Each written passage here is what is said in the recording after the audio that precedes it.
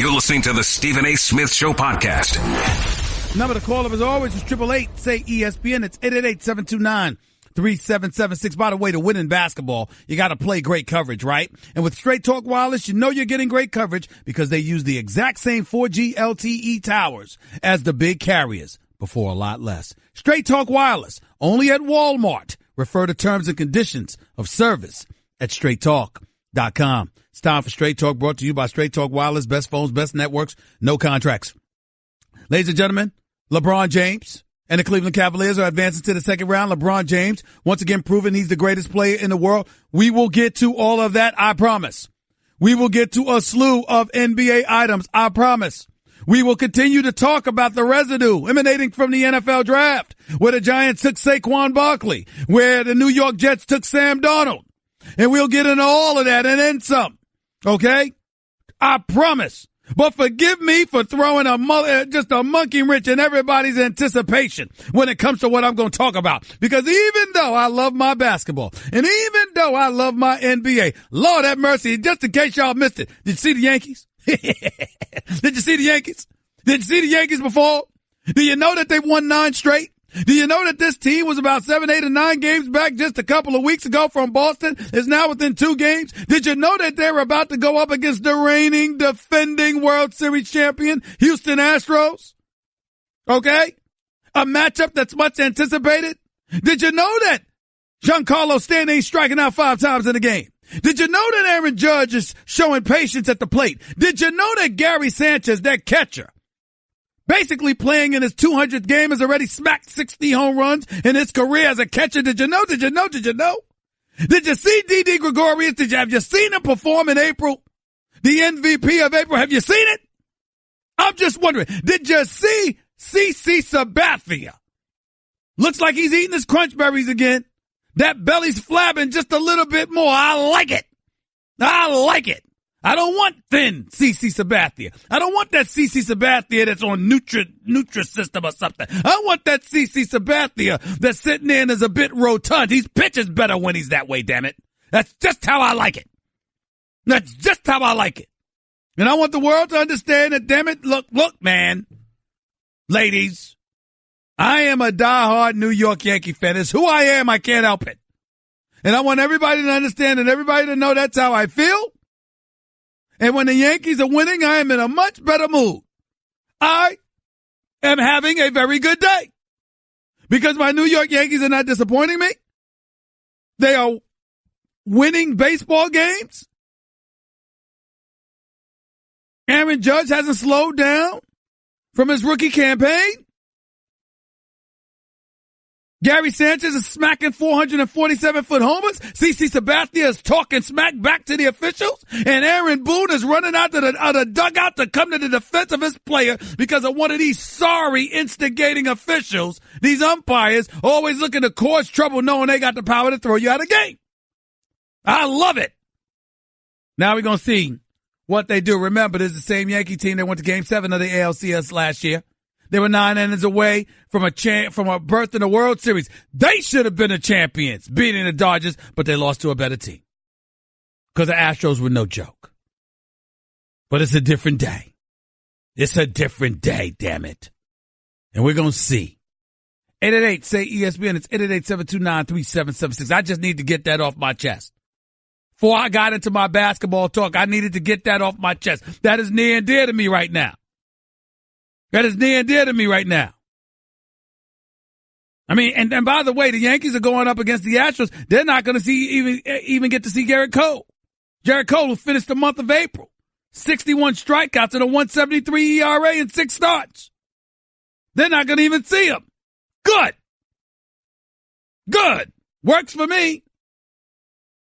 Since he is the one that got away from the Yankees, by the way. He should have been a Yankee, but that's a different subject for another day. I'm not going to cry about it. I just wanted to make sure that y'all understood what was on my mind. So everybody understands where I'm coming from. Want to get that out the way. That is where I am at. And that is that. Now that I got that Yankees talk out of my way, let me get to what we've seen. The most recent stuff being not Houston, because there's nothing to talk about. Utah has no chance in that series, zero whatsoever. James Harden is just a superstar. He's the MVP. The only thing that disgusts me about it is this players union or players association celebration where he's going to get his award announced in June when the playoffs are over, which is an absolute joke. James Harden should be announced as the league MVP. James Harden should be hoisting the league MVP trophy in front of 19,000 screaming fans at the Toyota Center the Toyota Center in Houston. He shouldn't have to wait until the fans are home and everybody else is home and the season is over to hear those raucous applause and beyond. It's cheating the fans. I don't want to talk about it. I'm not interested in talking about it. Utah is tailor-made for them. They've got no shot against Houston.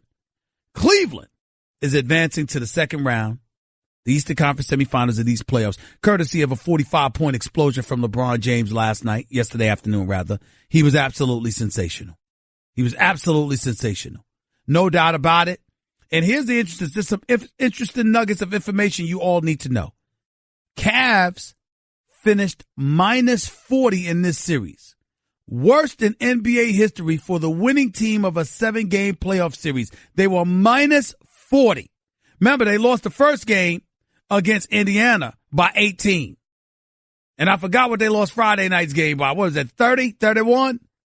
I mean, I turned the channel. They were getting obliterated. All right? In this series, no other Cleveland Cavaliers player scored 20 points in any game in the series after LeBron James. Not one player. Not Kevin Love, not J.R. Smith, not Kyle Korver. He had 19 points and 5 3-pointers. But nobody produced but LeBron.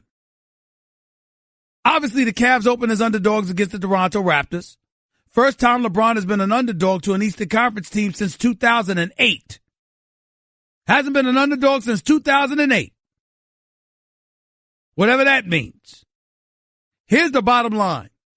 What it comes down to is that LeBron James stands here today as the greatest player in the world. But I got news for you. He's not my first round MVP this year. In the first round, the person who was even better than LeBron James was Anthony Davis.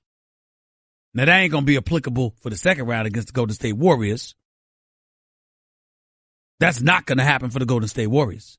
That much I can tell you. You don't have to worry about that. The New Orleans Pelicans put everybody on notice. Y'all must have forgot. Even without Steph Curry, they were up 30. 28 to be exact. I tried to tell y'all. Kevin Durant, Klay, listen, Damian Lillard is a stud. I love Damian Lillard, but guess what? Klay Thompson's a different beast. He shoots better, plus he's bigger and taller and stronger. So guess what? What Jrue Holiday did against Damian Lillard, you can't do against Klay Thompson. Anthony Davis is that dude. He's special, no doubt about it. This Kevin Durant you going against.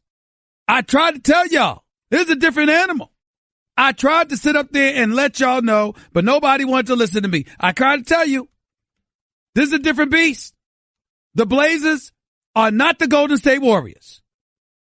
And what you saw from Jrue Holiday, mad respect to him, former All-Star, got a lot of love for him. He can really play. Making $25 million a year undercover. Making $25 million a year. Doesn't matter. I try to tell y'all, it's a different animal. Yusuf Nurkic, he is not Kevin Durant, but I digress. My point in saying all the things that I'm saying is that Anthony Davis was the MVP of the first round. Anthony Davis, not LeBron James. LeBron James wasn't no MVP Friday night when they lost by 30 plus. He wasn't an MVP in game 1 when they lost by 18. He was an MVP in the games they won. He carried them literally on his back by his damn self to the second round. All of that is true. And even though Anthony Davis didn't have to do that, that doesn't take away from what we saw Anthony Davis. The 47 he dropped in game 4 against the Blazers. The plus 30 he averaged throughout the series. Anthony Davis was sensational. And they swept the Pelicans. And the reason you didn't see more of them is because they finished their business as early as possible, where LeBron and them had to go to the brink. I'm sorry. When I look at Anthony Davis, that was the MVP of the first round. Doesn't take anything away. But now that we've got that series out of the way, let's go to some of the others. Let's talk about the Raptors and how Washington basically needs to make changes. Ernie Grunfeld, John Wall or Bradley Beal has to go. They can't coexist unless you can get something from Otto Porter. I'm not knocking either of them. I got love for both of those players. The problem is all you have. Otto Porter sure picked a convenient time to be hurt and not be able to play. Game 6? Really? Really? So he couldn't go. I mean, outside of those two players, one could argue the Washington Wizards' best player was Ty Lawson, who just came over from the G League 2 weeks earlier. That's just unacceptable. And change has to be made in the nation's capital. Toronto is no joke because they clearly built their team to be able to beat LeBron. You're not going to sit up there and try to outscore him. What you need is young athletic bodies who are long, who can defend against them and defend in the post as well. Let's get Pirtle, Siakam as well. They can play. Fred VanVleet, he's an extra perimeter threat. So you don't have just Kyle Lowry and DeMar DeRozan on the floor. Toronto is clearly the better team. They clearly should win. But LeBron has owned them so much in the past, I refuse to pick them over him until I see them pull it off. Toronto beats you by getting to the basket. To me, the ideal way to beat LeBron James is by pushing the ball up the floor, making the Cavaliers run, and last but not least, shooting three-pointers. And the latter, I think Toronto struggles with. So I'm not going with them right now. I'm just not doing it. But if Toronto wins, I wouldn't be. Listen, again, they're the better team. They should win. I just need to see them do it before I believe in them. And as it pertains to this latest series, now that the Boston Celtics closed out the Milwaukee Bucks because the Greek Freak and Middleton didn't have much help, even though Eric Bledsoe did play a decent game. Now we've got Boston against Philly. This matchup should be epic, y'all. Jaylen Brown may not play tonight. I hope he's ready to go with that hamstring pull. I hope he can play because I'm here to tell you something right now. You know what this says to me? If Gordon Hayward and Kyrie Irving were healthy, the Boston Celtics would be going to the finals this year. They'd be going to the finals this year. But because Kyrie is down, because Gordon Hayward is down, got to pick somebody else. And to me, that team is the Philadelphia 76ers. Their willingness to defend, their depth. Ben Simmons is special as a point guard, and they have at least 5 shooters. 5. Redick and Covington and Saric and Ilyasova and Anderson. I can't ignore it. They can shoot the basketball. And they defend. And the combination of the two, to me, puts them in an incredibly strong position to make things happen. That's just how I view the Philadelphia 76ers. And I got news for the Philadelphia 76ers. For y'all out there in the city of brotherly love, crying for LeBron James to complete the process and come to Philadelphia, I got news for you. If you lose to Boston with this team, you definitely gonna need LeBron. Because there's no excuse. They don't have Gordon Hayward. They don't have Kyrie Irving. They don't have, and they may not have Jaylen Brown for game 1. You have Joel Embiid and Ben Simmons with the rest of the supporting cast that's tailor-made for you. Why can't you? I forgot Bellinelli, mention his name. You got a crew. There is no excuse if you're the Philadelphia 76ers to lose this series to Boston. I know Boston's good. I know Boston can beat them. But Philadelphia, as presently constructed, should win this series. And if you can't beat Boston now, you ain't going to beat them for the foreseeable future. Because once Kyrie and Gordon Hayward come back and join this team, you're not beating Boston. It's not going to happen. Not if they're healthy. So if you're the 76ers, this is your chance. This is your chance. And oh, by the way, speaking of LeBron ain't the only ideal lander. Listen, LeBron ain't the only person that the Sixers need to aim their target for. I got news for you. If you can't get LeBron James, can somebody answer me this question? What's wrong with Paul George in Philadelphia? I see nothing wrong with that picture. You trying to tell me the Sixers couldn't use Paul George?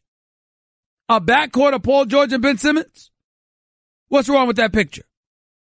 I don't see anything wrong with it. Now, obviously, this isn't the greatest day to make a case for Paul George because, my God, talk about a no-show Friday night.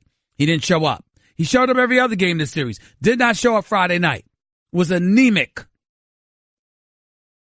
But the problem is you look at him and you say, bad game. You look at Carmelo Anthony and you're like, is it over? 33 years of age. You giving up the ball on the wing to go and set a pick for Jeremy Grant. I'm like, my God, what has happened to Carmelo Anthony? Who is this person? I don't know him. This is just bad. I believe in him so much, but it's just not good right now. Doesn't look great right now. And I don't know where Carmelo goes from here. Talking about he's not going to accept the bench role. You getting paid $28 million if you opt in. How you going to dictate anything? The way that you've looked. And also, listen, there's nothing to escape. We also got to look at Russell Westbrook. You play with Kevin Durant. You play with James Harden. You play with Serge Ibaka. You play with, you play with Kevin Durant. Then you play with Paul George and Melo.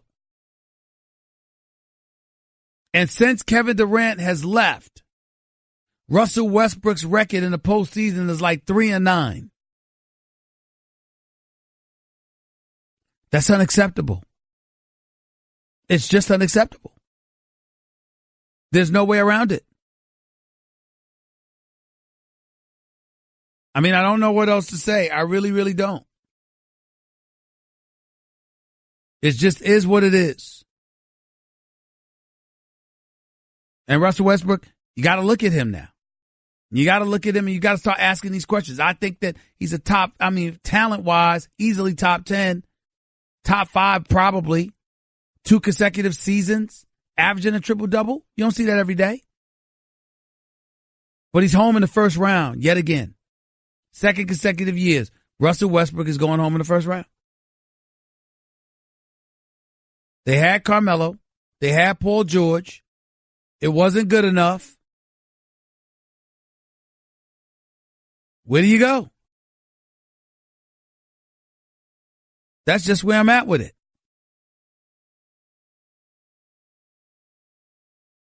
I really, really don't know what else to say. 888-SAY-ESPN. It's 888-729-3776. OKC's got to do something. They got to do something. If you're LeBron, you can't stay in Cleveland. Not the way this team looks. You can't stay for that. So that means where's he going? L.A., Houston, or Philly? You Paul George? What's wrong with Philly? My man Max said New Orleans, but I say Philly. Just things to think about. Because these are the kind of things that you just can't escape.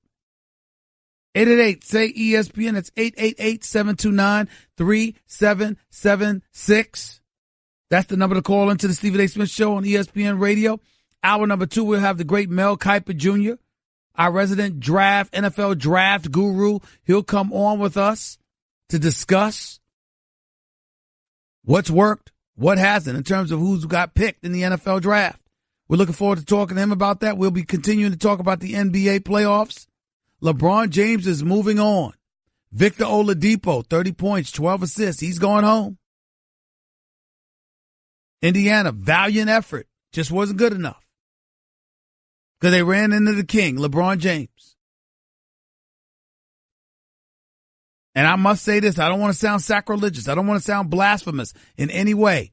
But I do believe this from the bottom of my heart. Jordan is Jordan. Kareem Abdul-Jabbar played another position. But he is a 19-time All-Star with 6 rings. And the one person in the entire history of the NBA that had an unstoppable move to this day, the skyhook. That's it. So when you talk about the Mount Rushmores, who won, Kareem won on a high school level, won on a college level, won on a pro level. When you talk about Michael Jordan, the GOAT, you want to put LeBron in the conversation? Fine. He's definitely top 3. We can't deny it any longer. All time, top 3. Can't deny it anymore.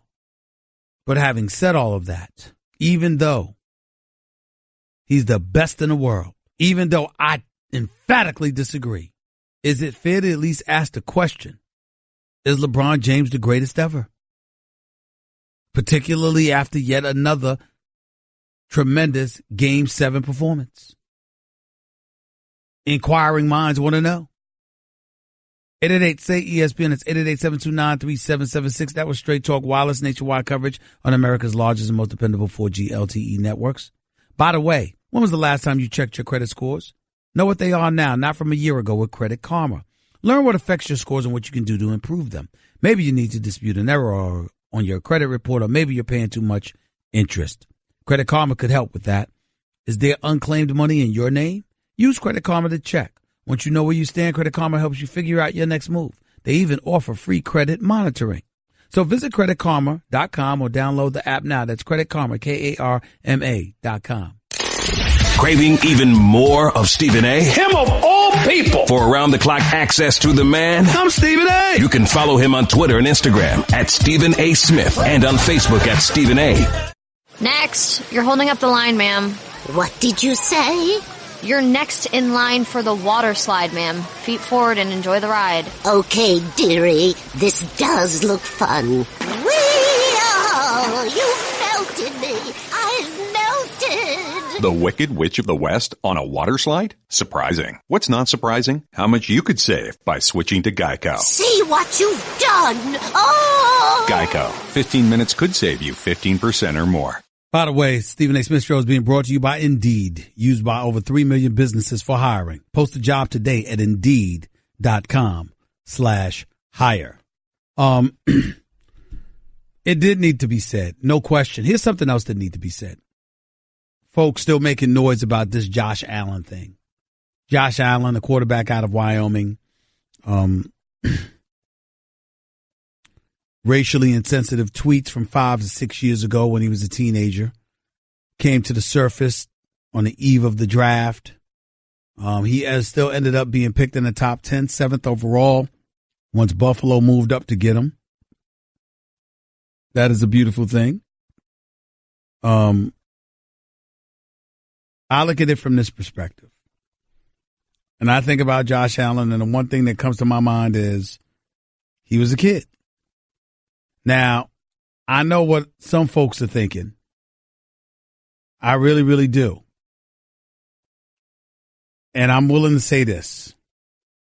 I understand the thinking of a guy like Lorenzo Alexander, who is the captain of the Buffalo Bills, who basically said that Josh Allen's going to have some explaining to do to some players, whether it's one-on-one or in a group setting. You're going to see people that want to know what he meant by that. His quote was, Lorenzo Alexander, what I'm going to do is extend some grace and wait to get to know the kid and see how he develops. And that's how you got to approach it. Now, everyone might not have that same approach. I would encourage every teammate in our locker room to do that, but he's going to have to at some point, whether he does it in front of the whole team or a one-off, somebody's going to ask him, why did you say that? Why were you quoting those words? He's going to have a good answer. I've listened to a couple of interviews, and I think it's going to come from the heart, and he'll be fine. But he's going to maybe have to work a little bit harder to get respect from certain people in the locker room, but I don't think it's an issue because that's who he was and not who he is. Josh Allen was a 14 to 15-year-old quoting Rick Ross from a Rick Ross song. And when he said the comment, if it ain't white, it ain't right, that came from an episode of Modern Family. Josh Allen was wrong to do that. Clearly immature. And obviously needs to make sure he does not do that again. Nobody's denying that. And if you are an African-American athlete and your mentality is, if that was a black kid, 14, 15, 16, 17 years of age, would we be so quick to give him a pass? I understand that. That makes total sense. Because there clearly is a double standard. There always is. But on its face, just looking at what he said, the conditions under which things were said, and everything else that comes with it. The bottom line is that the kid was 14, 15 years old. What mistakes did we make at that age? And see, the thing about it is, I'm not trying to absolve him from anything. I don't know Josh Allen from a can of paint. What I'm saying to you is that, damn, we live in a society where we're ready to hold kids accountable more than we hold adults accountable. That's my problem with all of this. My problem with all of this is that, you know something? How many of us could sit back and think about the things that we said and did when we were 15 years old?